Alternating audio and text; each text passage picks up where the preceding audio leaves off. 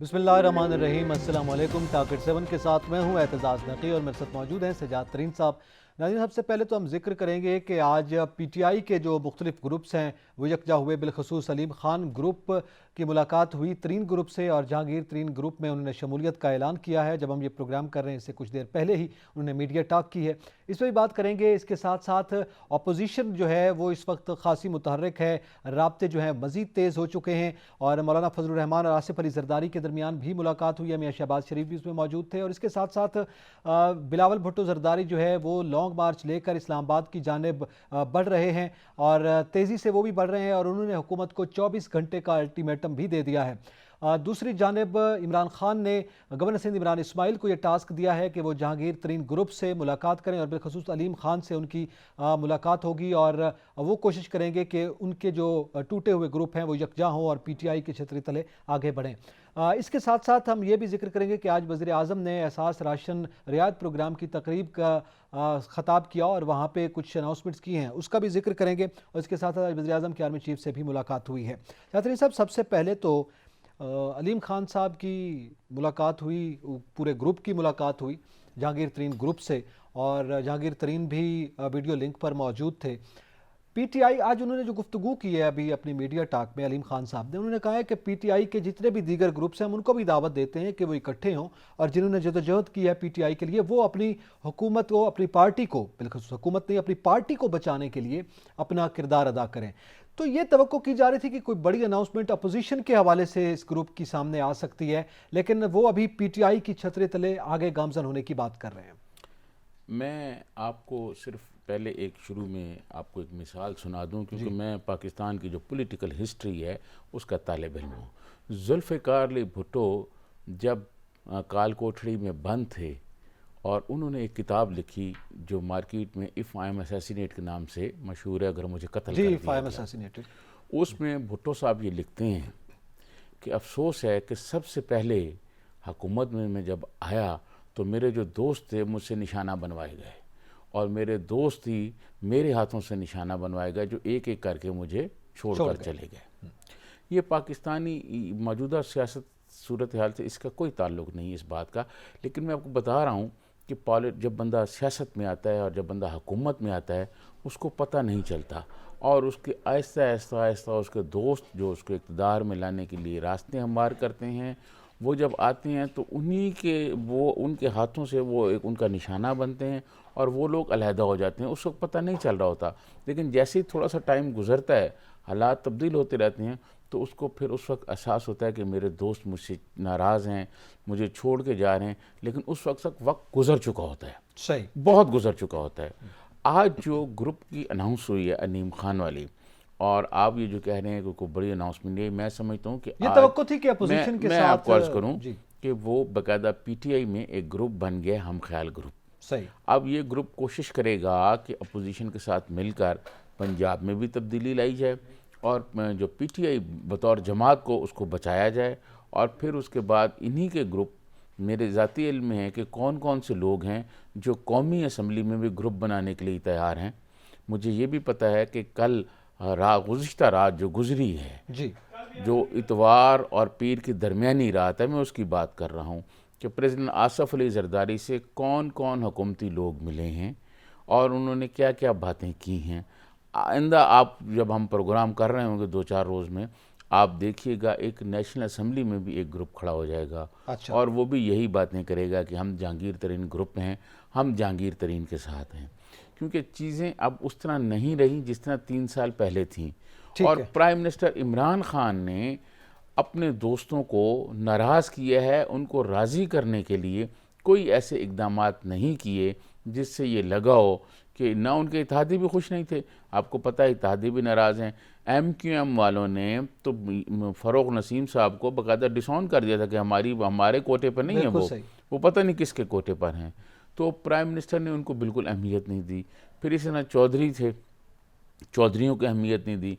फिर जब चौधरियों से बात हो रही थी, आसिफ अली जरदारी साहब चौधरियों के घर गए और चौधरियों को ये बात कही गई कि जी आपको चीफ मिनिस्ट्री देते हैं, उस तरफ से नून लीग पे बात की गई और नून लीग वालों ने मेरे ख्याल उस पर तहफ़्फ़ुज़ात का इजहार किया। फिर जहांगीर खान तरीन जो हैं वो बाहर चले गए, वहाँ उनकी मियाँ नवाज शरीफ से मुलाकात हुई, वहाँ चीज़ें तय हुई। अब जहांगीर खान ग्रुप का बंदा जो है, अगर मुस्लिम लीग नून ने अपना आदमी न दिया तो चीफ मिनिस्टर के लिए होगा, और इस बात के इम्कानात मौजूद हैं कि ये कुर्रा जो है वो अलीम खान के नाम निकल सकता है। अच्छा, और इसी किस्म की कोई सूरत हाल जो है वो मरकज़ में भी हो तो सकती चौधरी है। कहाँ रह गए? चौधरीयों के मैं साथ समझता हूँ कि जो डील हो रही थी, क्या वो हम अब ये समझें कि वो साइड पे हो गए हैं, वो पीटीआई के साथ खड़े हैं, वो अपोजिशन के साथ हैं?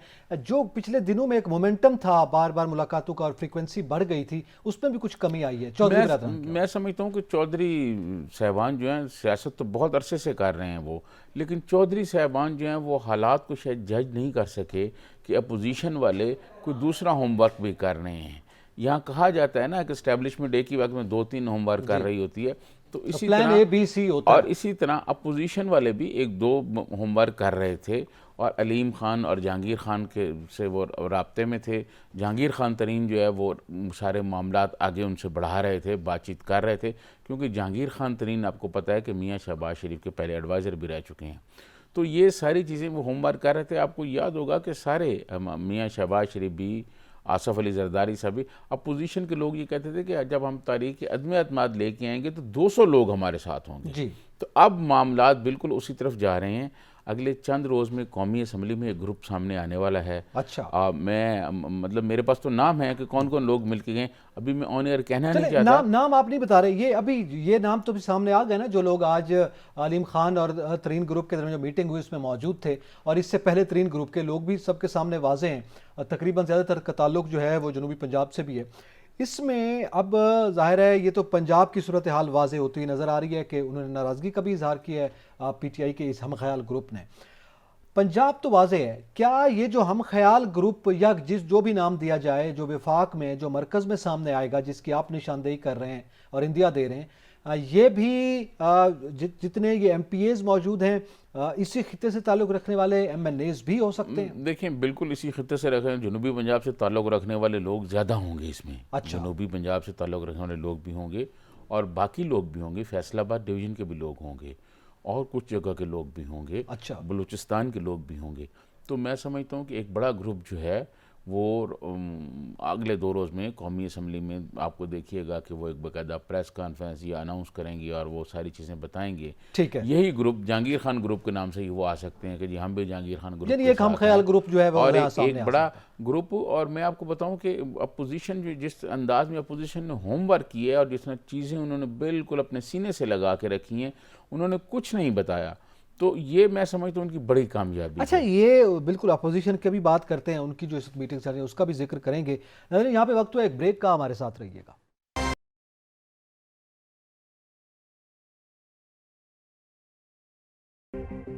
वेलकम बैक नाजरीन। जिक्र कर रहे हैं कि एक जानिब तो पीटीआई के नाराज़ अरकान का हम ख्याल ग्रुप जो है वो सामने आया है और उनके 2 धड़े मिले हैं, और दूसरी जानिब अपोजिशन भी जो है वो रवां दवा है।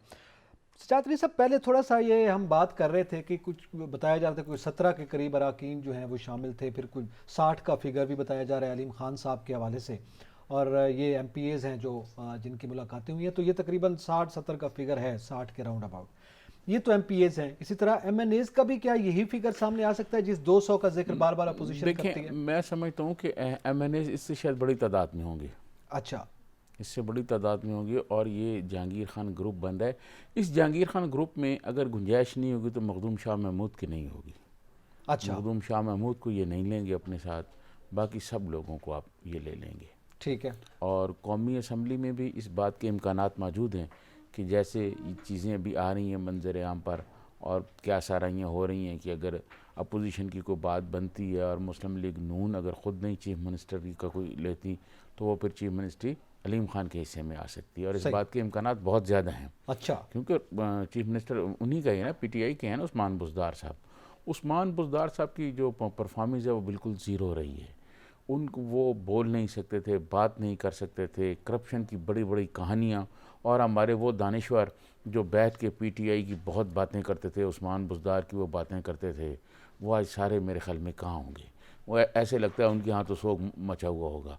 वो कोई परफॉर्म नहीं कर सके जी, अपनी पार्टी के लोग, और फिर ख़ुद सूबे के लोग। एक 12 करोड़ का सूबा है जी, बहुत बड़ा सूबा है, उस सूबे में आपने एक ऐसे आदमी को बिठा दिया है जिसको पता ही नहीं चीज़ों जिसके का, अपने हलके में और भी जिसको मसाइल हैं। अपने हलके में मसाइल नहीं, हमने प्रोग्राम किया था जिसमें करप्शन की दास्तान और उसके रिश्तेदारों करीबी उसके रिश्तेदार करीबी लोग जो हैं वो वहाँ क्या कर रहे थे, मतलब लोगों के साथ क्या कर रहे थे, लोगों की ज़मीनों पे साथ क्या कर रहे थे, आपके अजीज़ों की ज़मीनों पे उन्होंने क्या किया, फिर वो पूरी दास्तान, खातून एडमिनिस्ट्रेटिव का जिस तरह से वो मामला आया, करप्शन की तो ये उन्होंने बाजार गर्म किए हुए थे, तो वो सारे लोग देख रहे थे जिन्होंने बड़ी स्ट्रगल की है। तो अब एक बात मैं आपको और बताऊं, अपोजिशन ने प्राइम मिनिस्टर इमरान खान के ख़िलाफ़ जिस तरह होमवर्क किया है और जिस तरह राब्ते किए हैं, बिलावल भुट्टो जो लॉन्ग मार्च करके आ रहे हैं और अगले 2 रोज़ में वो पहुंच जाएंगे यहाँ, एक तरफ तो ये लाखों लोग सड़कों पर मौजूद होंगे, दूसरी तरफ वो अदम एतमाद की तारीख कौमी असम्बली में ला रहे होंगे, तो ये हुकूमत बहुत दबाव में है। हुकूमत की जानिब से, प्राइम मिनिस्टर इमरान खान की जानिब से अपोजिशन का ये तोड़ करने के लिए कोई ऐसे इकदाम नहीं किए गए। प्राइम मिनिस्टर गए चौधरियों के पास लाहौर में और चौधरी परवेज़ इलाही शुजात वगैरह से मिले और उसके प्रेस रिलीज़ यहाँ से जारी हुए, और जब चौधरियों का प्रेस रिलीज़ जारी हुआ वो कुछ और था, दोनों में कोई हम महंगी नहीं थी, कोई कुछ नहीं था। फिर तारक बशीर चीमा साहब वो आए मंजर आम पर और उन्होंने कहा जी अदम एतमाद पे तो बात ही नहीं। प्राइम मिनिस्टर वहाँ गए, उनसे बात नहीं कर सके, उनको बता नहीं सके, से मुलाकात हुई, उसमें भी कोई चीज़। अब देखें ये भी आप देखना, ये भी एक बदलती सियासत के हालात के, वो मोनस इलाही जिसको प्राइम मिनिस्टर वजीर नहीं बनाना चाहते थे, अब उससे 1-on-1 मुलाकात कर रहे हैं। हालात कितने बदल गए हैं, हालात की सितम ज़रीफ़ी है, हम ये कह सकते हैं। हालात की सितम ज़रीफ़ी है जी, हालात की सितम ज़रीफ़ी है। मेरा इस हवाले से ये सवाल है, एक जानिब तो ज़ाहिर है फिर वो टेक्निकल बहुत सी चीज़ें जो हैं वो भी सामने आएंगी, उसको हम जिक्र करते रहेंगे।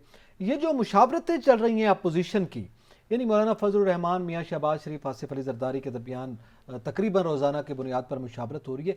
ये पहले तो ये बताया गया है कि मुसवदा सामने आ चुका है, दस्तखत भी तकरीबन उस पर हो चुके हैं, बस वो रिक्विजिशन जमा करवानी है या जो भी उसका मामला है। ये मुशावरत किस चीज़ पर है? क्योंकि ये खबरें सामने आ रही थी कि कुछ डेडलॉक्स और कुछ तहफ़्फ़ुज़ात जो हैं वो मौजूद थे, जिसकी वजह से ये अदम एतमाद की तहरीक जो कि पेश होना थी उन 48 घंटों के अंदर, जिसका मौलाना फजलुर रहमान ने कहा था, वो डिले हुई है। नहीं, मैं समझता हूँ ऐसी कोई बात नहीं थी। और ये जो कहा जाता है कि जी अपोजिशन के दरमियान डेडलॉक हो गया है, ऐसी खबरें खुद अपोजिशन के कुछ लोग भी चलवा रहे हैं। अच्छा, ताकि तवज्जो उस तरफ रहे कि जी डेडलॉक हो गया है जी, इत्तफाक राय नहीं हो रहा जी, ताख़ीर हो रही है जी, ऐसी कोई बात नहीं है। मैं आपको ज़िम्मेदार बता रहा हूँ, बहुत ज़िम्मेदारी से, और बड़े ज़िम्मेदार लोग जो अपोजिशन के हैं उनसे बातचीत करके आज मैं आया हूँ। तो उन्होंने ये कहा कि कोई डेडलॉक नहीं है और ये तारीख़ अदम एतमाद आएगी, और बहुत फ़ख्री अंदाज से उन्होंने कहा कि आएगी नहीं बल्कि आने के बाद ये कामयाब भी होगी। अच्छा, एक और बात जो हो रही है यहाँ कि जी बार का जो है, अगर अदम एतमाद कामयाब हो जाती है तो बाद में अपोजिशन के पास कोई होमवर्क नहीं है कि बाद में कौन होगा, किस तरह होगा और उसके बाद क्या होगा, कोई ऐसी बात नहीं, हर चीज़ तय है। अच्छा, तमाम चीज़ें तय हैं। कुछ लोगों के नाम भी जो हैं वो लिए जा रहे हैं कि कौन प्राइम मिनिस्टर होगा, फिर उसके दरमियान जब ये जो इंतखाबी इस्लाहात हैं, इनके कवानीन को जो बेहतर करना है, जो तरमीम करनी है, वो तरमीम करने के बाद फिर ये जो प्राइम मिनिस्टर जो भी बनेंगे, इस्लाहात बुनियादी एजेंडा है, इंतखाबी इस्लाहात बुनियादी एजेंडा है ताकि इंतखाबात को शफाफ बनाया जा सके। ठीक है, ये जो मशीन वाला आया, वो इलेक्ट्रॉनिक मशीन वाला, बस इसको ख़त्म करेंगे और इसको ख़त्म करेंगे, और फिर कुछ और चीज़ें हैं जिनमें तब्दीलियाँ लानी है, शायद हो सकता है नैब के कवानीन में भी कुछ तब्दीलियाँ हों, तो उसके बाद ये असम्बली वो जो भी प्राइम मिनिस्टर बनेगा, महंगाई का तो तोड़ नहीं है ना, सवाल तो ये उठ रहा है ना। देखिए, मैं आपको नैब कवानीन भी उनके ज़ाहिर अपने मसाइल हैं। मैंने ये बात अपोजिशन मुस्लिम लीग नून के कुछ लोगों से बात की कि महंगाई का आप क्या करेंगे।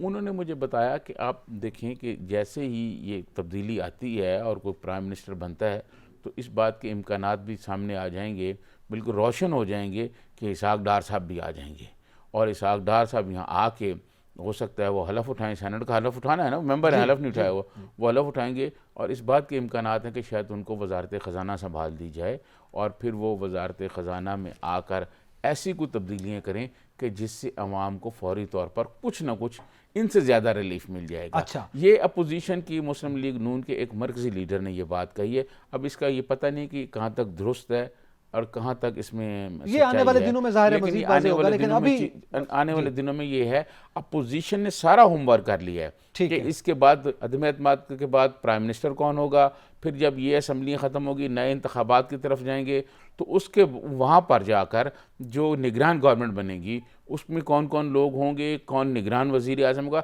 ये तकरीबन होमवर्क मुकम्मल हो चुके हैं। अच्छा। इसमें कोई डेडलॉक नहीं होगा, किसी किस्म का कोई डेडलॉक नहीं होगा। लेकिन ये डेडलॉक की कुछ बातें जो हैं ये बिल्कुल खुद ही अपने फैला रहे हैं कि ठीक है जी, अच्छा, इधर भी उधर ये भी चलती रहें जी, बातें। दो दो लेकिन सारी चीज़ें मियाँ मोहम्मद नवाज शरीफ, मौलाना फजल रहमान साहब और सदर आसफ अली जरदारी साहब के दरमियान तय हो चुकी हैं। और कुछ एक आध दो लोग और भी हैं जो जिनको कुछ चीज़ों का पता है। बाकी बहुत सारे जो लोग हैं, चाहे वो पीपल्स पार्टी के हैं, चाहे वो मुस्लिम लीग नून के हैं, चाहे वो मौलाना साहब की पार्टी के हैं, उनको सारी हकीकत नहीं बताई जा रही। इसको बहुत खामोशी से रखा जा रहा है और बहुत खुफिया अंदाज में रखा जा रहा आगे है बढ़ा रहे कि हैं। इसको आप देखें, अभी तक कोई खबर बाहर नहीं आई ना, खबर कोई बाहर चीज़ें नहीं आ बाहर नहीं रही, आई, बताया नहीं कुछ जा रहा बाहर नहीं आ रही। और हालांकि इसमें आप यकीन करें कि हुकूमती लोग बहुत कोशिश कर रहे हैं मुख्तलिफ इदारों के जरिए कि जी। देखें तो सही कि कौन क्या हो रहा है किस तरह, लेकिन खबर उस तरह बाहर अच्छा, नहीं आ रही। इसमें अब एक जानिब तो ये अपोजिशन ज़ाहिर है, आप कह रहे हैं होमवर्क मुकम्मल है, यही दावा हुकूमत भी कर रही है, इस पर भी बात करते हैं। नाज़रीन, यहाँ पे वक्त हुआ एक ब्रेक का, हमारे साथ रहिएगा।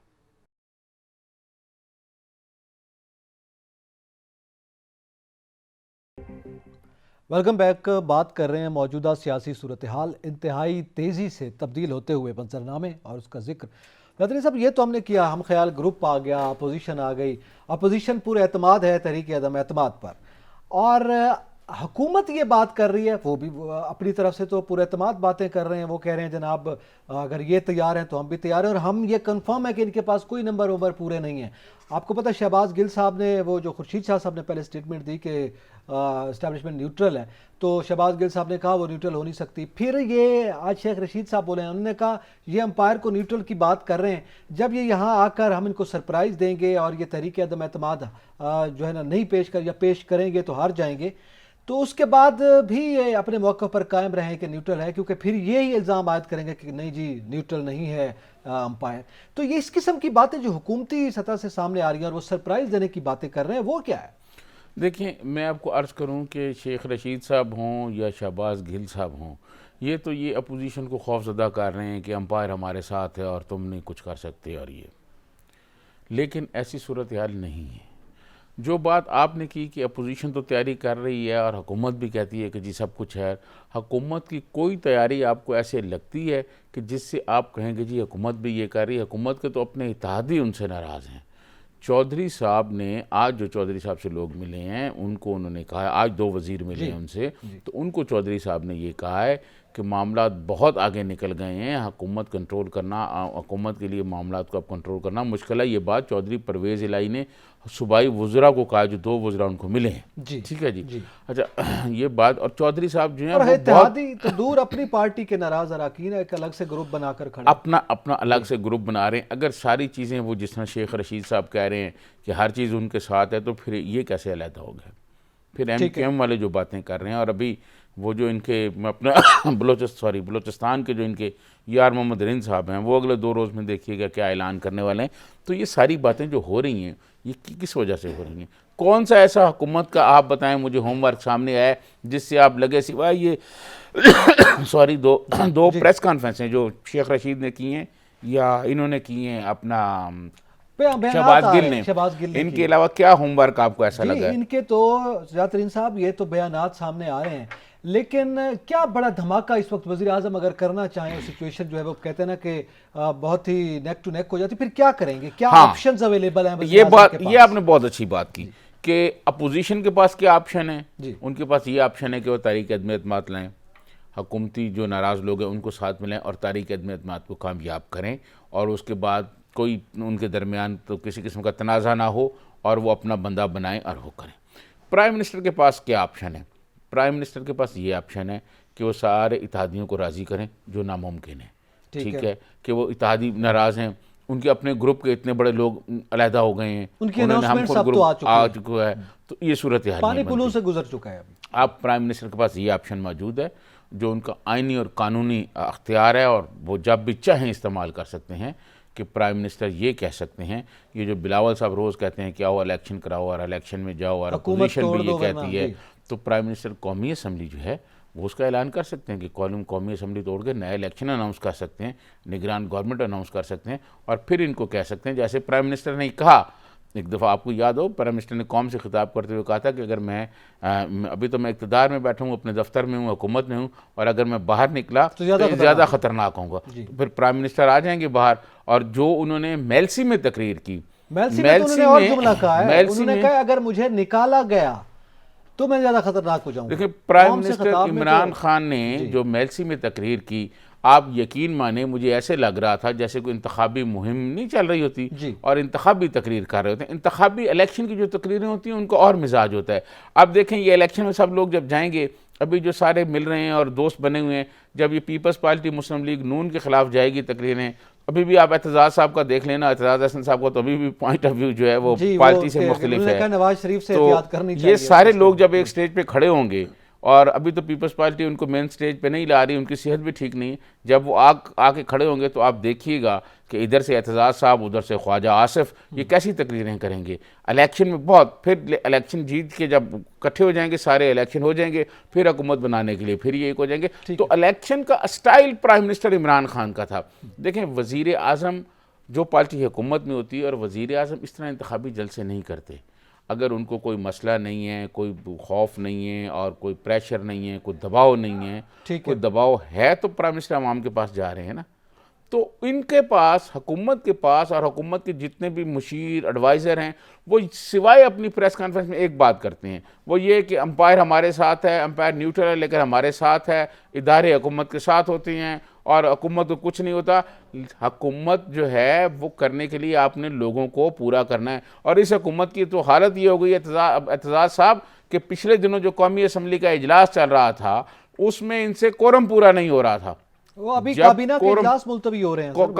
अगर दबाव और नहीं है तो फिर ये दूसरा तीसरा काबीना का इजलास क्यों मुलतवी हो रहा है? दबाव हो रहा है। इस दबाव को कम करने के लिए हुकूमत के पास कोई मुलाकातें नहीं है। मुलाकातें होती रहें, लेकिन उनमें अब वक्त नहीं है। देखिए ये मुलाकातें होती रहेंगी। अलीम खान से हो सकता है गवर्नर भी मिल लें, गवर्नर सिंध को भेज रहे हैं। वैसे वहां पे तो जो सारे जनूबी पंजाब वाले तरीन ग्रुप के साथ इकट्ठे हैं, या अलीम खान साहब के साथ कुछ लोग हैं सेंट्रल साइड के यहाँ पर के, तो उसमें तो फिर शाह महमूद कुरैशी साहब का रोल बनता था। वो गवर्नर सिंध इमरान इस्माइल आकर यहाँ के जो मुख्तलिफ लोग हैं कितना ताल्लुक वो रखते हैं, और क्या मजबूरी है कि आप शाह महमूद कुरैशी साहब सिंध में हैं और सिंध वाले यहाँ आकर पंजाब के लोगों से मुलाकातें करेंगे। मैं आपको एक बात बता दूं, ये मेरी बात आप रिकॉर्ड पर रख लीजिएगा, फिर सुनाइएगा किसी वक्त। ये जो हम ख्याल इत्तेहादी ग्रुप बन रहा है, इसमें मखदूम शाह महमूद कुरैशी की कोई गुंजाइश नहीं होगी। ये चाहेंगे भी तो वो इनको नहीं लेंगे साथ। ठीक है, ये तो आखिरी वो मामला हो जाएगा ना। लेकिन इसके साथ साथ एक जुमले में मैं ये चाहूंगा कि अगर असेंबली तहलील कर देते हैं, सपोज कर रहे हैं आप, कोई हतमी इस पे बना, तो क्या अपोजिशन का लाएअमल इस पे भी कोई हिकमत अमली मौजूद है? देखें अगर ऐसा हो जाता है, ये हम तो भी मफरूजे पे मबनी बात कर रहे हैं ना, अगर ऐसा हो जाता है, बिल्कुल ऐसा अगर हो जाता है तो प्राइम मिनिस्टर इमरान खान को अपोजिशन लीडर से बात करनी पड़ेगी और एक केयर टेकर गवर्नमेंट बनानी पड़ेगी, और केयर टेकर गवर्नमेंट आएगी, फिर इलेक्शन अनाउंस होंगे, 3 महीने में इलेक्शन हो जाएंगे और शफाफ इलेक्शन होंगे, जो पार्टी जीतेगी हुकूमत वो करेगी। ठीक है, ये तो फिर जाहिर है वाज़ेह हो जाएगा ना। इसी के साथ ही प्रोग्राम का वक्त जो है आज खत्म हुआ। एतजाज नकीर से जाते हैं, इनको इजाज़त दीजिए। अल्लाह हाफिज़।